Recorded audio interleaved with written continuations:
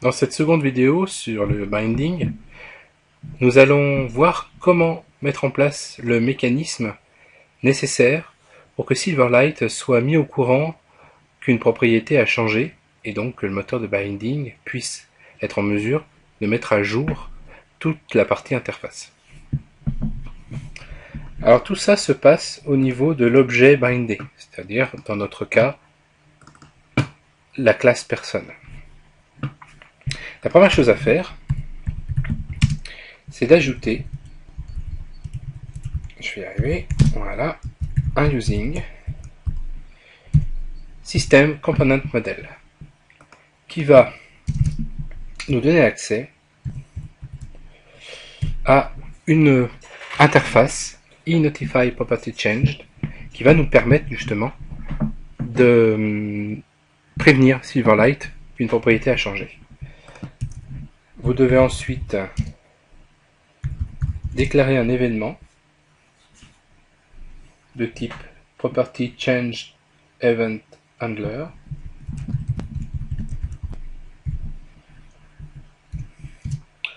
qu'on va appeler property changed tout simplement. Et nous allons aussi déclarer une petite fonction utilitaire qui va nous permettre de nous simplifier la vie pour le déclenchement de cet événement quand ce sera nécessaire.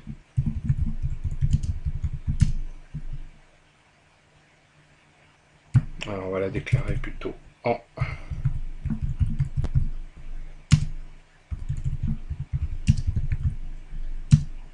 donc c'est on property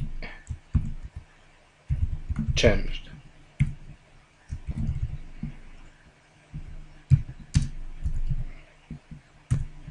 Qui prend en paramètre le paramètre que nous allons passer à l'événement. Et si nous avons des abonnés,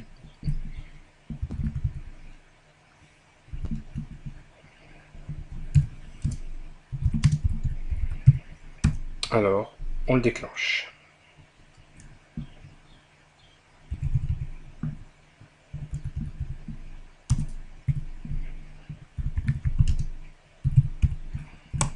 Avec le paramètre passé. Voilà. Ensuite, il va falloir qu'on gère nous-mêmes les propriétés internes, les variables internes, parce que justement, il va falloir dans le getter, plutôt dans le setter, il va falloir prévenir à ce moment-là Silverlight du changement de valeur. Donc ça, on oublie pour l'instant. Et on va faire à l'ancienne, comme le faisait mon grand-père. Donc on a un pénon.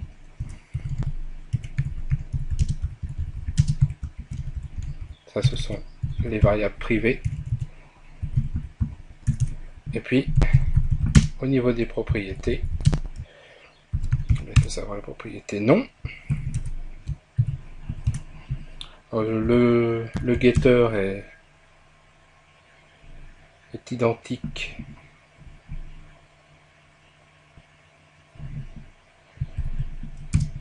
à ce qu'on a toujours fait. C'est pas à ce niveau-là que les choses changent. C'est au niveau du setter.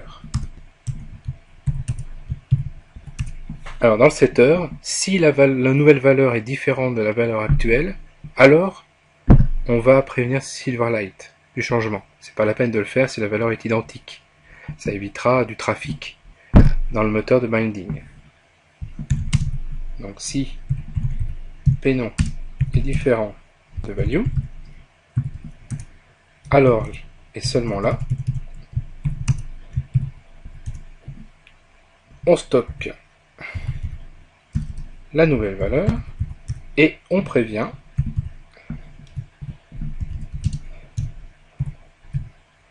Silverlight du changement.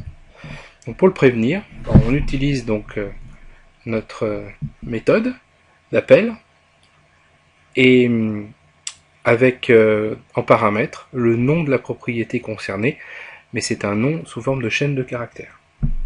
Alors le piège classique, on fait ça tout bien, et puis ici on se trompe, on met une valeur on fait une faute d'orthographe, on dérape sur le clavier, et du coup, ben, ça marche pas.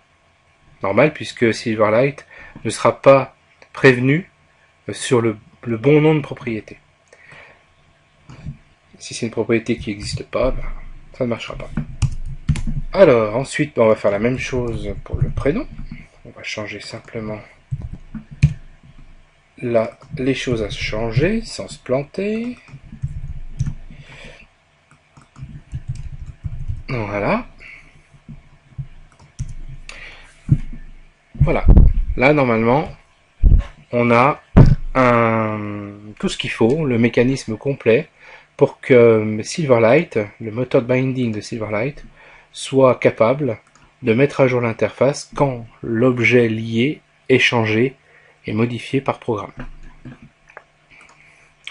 On va faire un essai.